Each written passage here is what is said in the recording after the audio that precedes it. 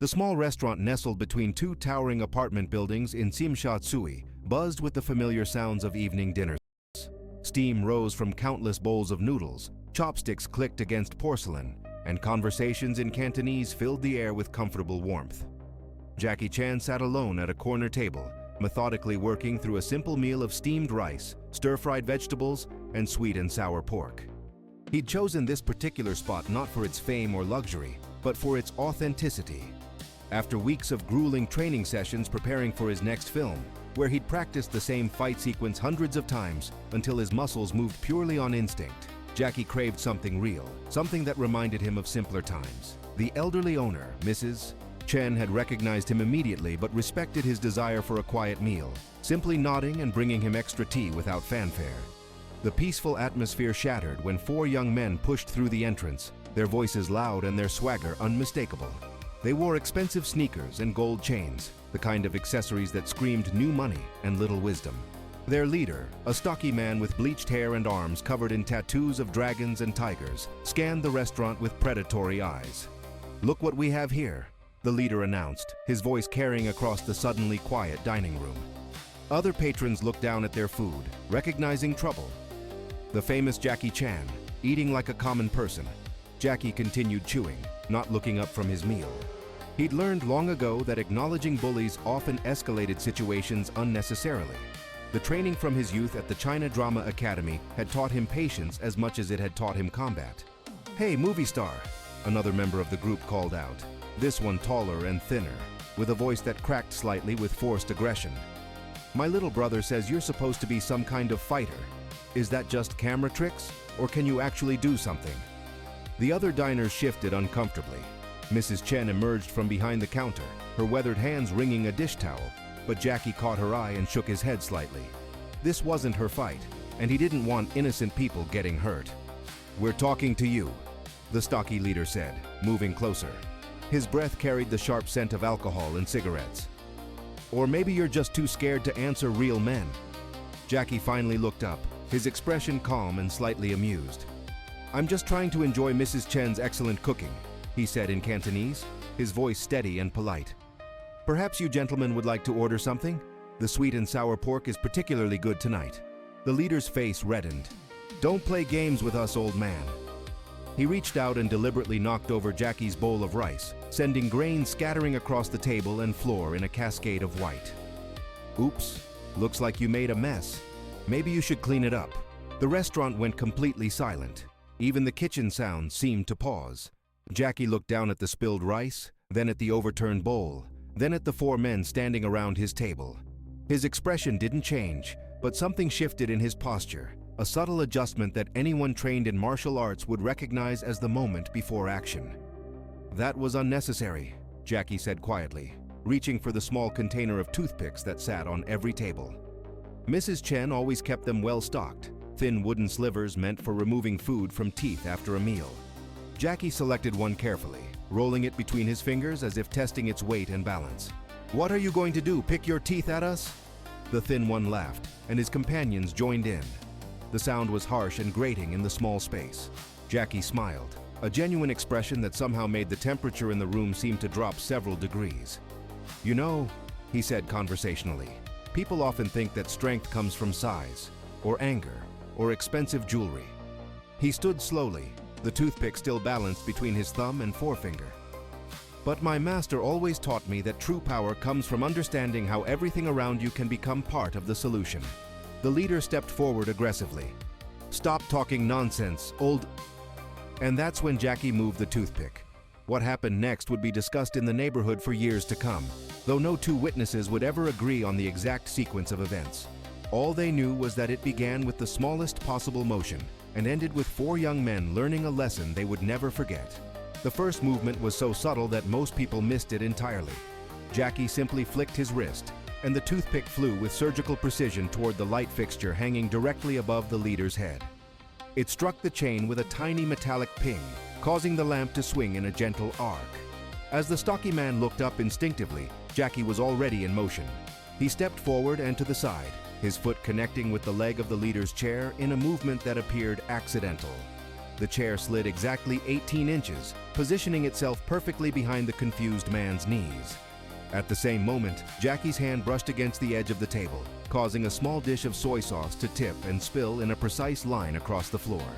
The leader, still tracking the swaying light, stepped backward and immediately discovered the chair. His arms windmilled as he fought for balance, but Jackie was already moving to the next target. The tall, thin man lunged forward, thinking he saw an opening, but Jackie ducked under his swing while simultaneously grabbing a cloth napkin from the nearest table. With movements so fluid they seemed choreographed, Jackie spun the napkin into a tight rope and flicked it forward. The makeshift whip caught the aggressive man's ankle just as he stepped onto the strategically spilled soy sauce. His feet went out from under him, and he crashed into a nearby table, sending plates and bowls flying in a carefully controlled chaos. The third man, shorter and stockier than his companions, tried to circle around behind Jackie.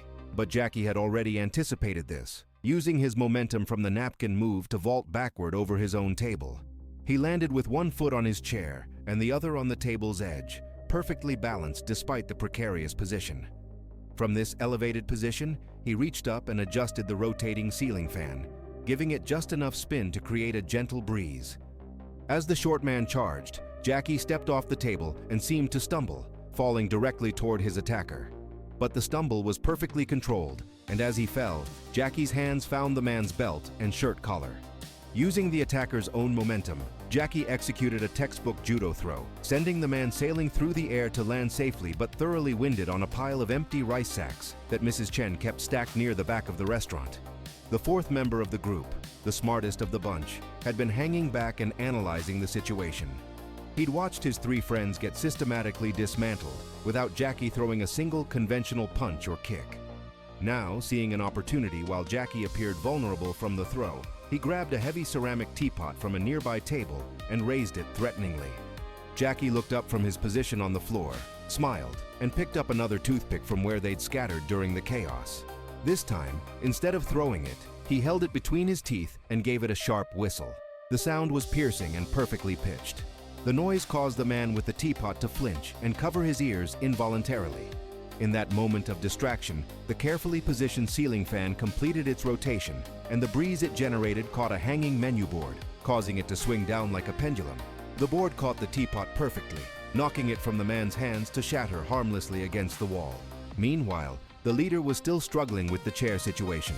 Every time he tried to step away from it, he seemed to encounter another obstacle, a conveniently placed bag, a patch of spilled tea, or simply his own confusion about how he'd gotten into such an awkward position. His bleached hair was now disheveled, and his expensive sneakers squeaked against the wet floor every time he moved.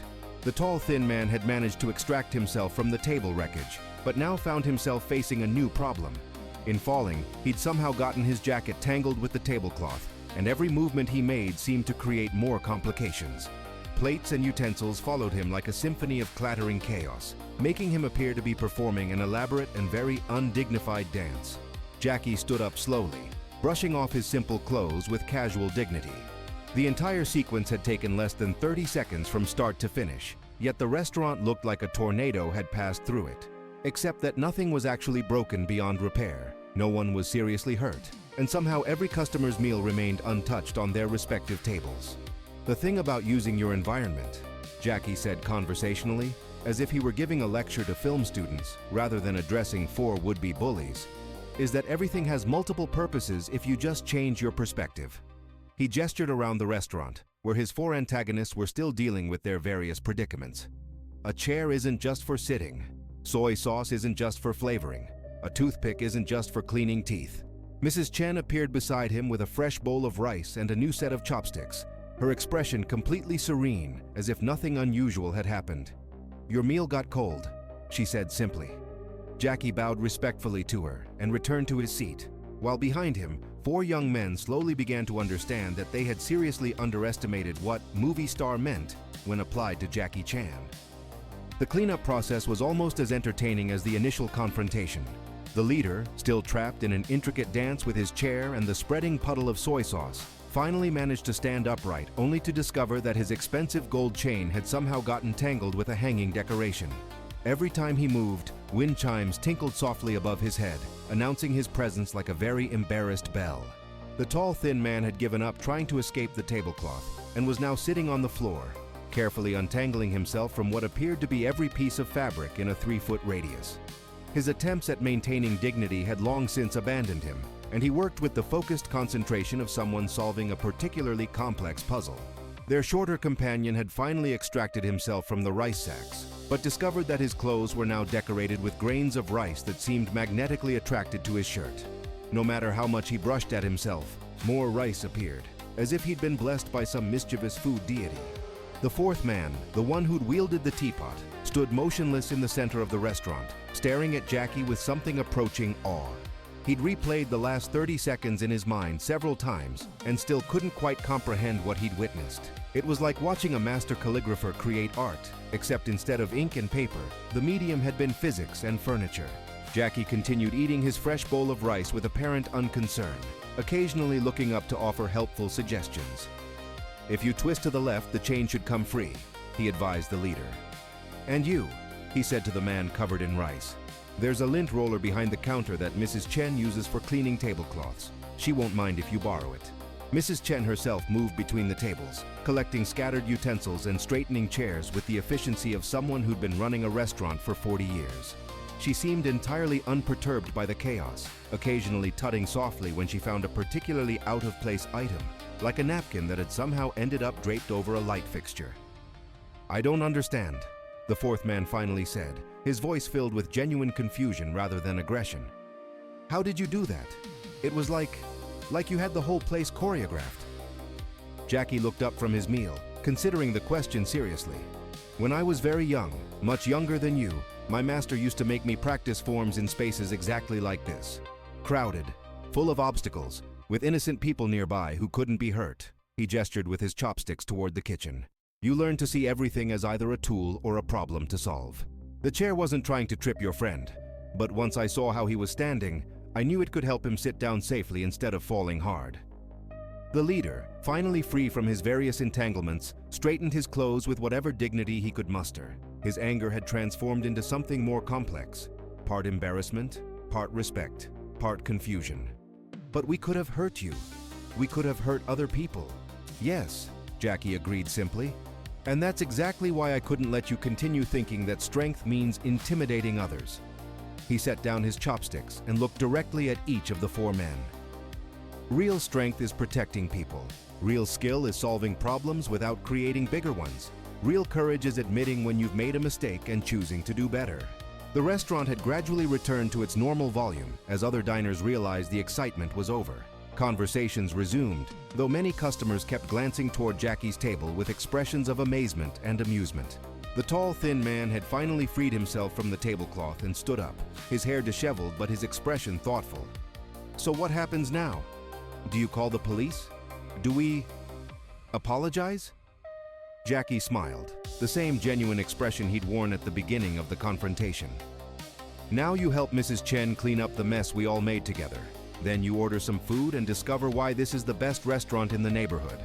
And maybe, if you're interested, I can tell you about some schools where you can learn to channel your energy into something more constructive than picking fights with strangers." Mrs. Chen appeared beside the table again, this time carrying a tray laden with 5 cups of hot tea. "Fighting makes everyone thirsty," she said matter-of-factly, setting cups in front of each person. "Tea helps people think more clearly." As the 5 men sat around the expanded table, former adversaries now sharing a meal and conversation about martial arts, respect, and the difference between movie violence and real-world conflict resolution, other diners began to relax completely. The evening had transformed from a potential disaster into an impromptu lesson in humility, creativity, and the power of choosing compassion over conquest. And somewhere in the back of the restaurant, Mrs. Chen quietly added a new story to her collection of memorable nights, filing it away between the tale of the celebrity chef who'd learned to make proper dumplings and the night 3 generations of a family had celebrated a grandmother's 90th birthday with enough laughter to shake the building. Sometimes the greatest victories, Jackie reflected as he shared his tea with 4 young men who'd learned something valuable about themselves, are the ones where everybody walks away better than they started.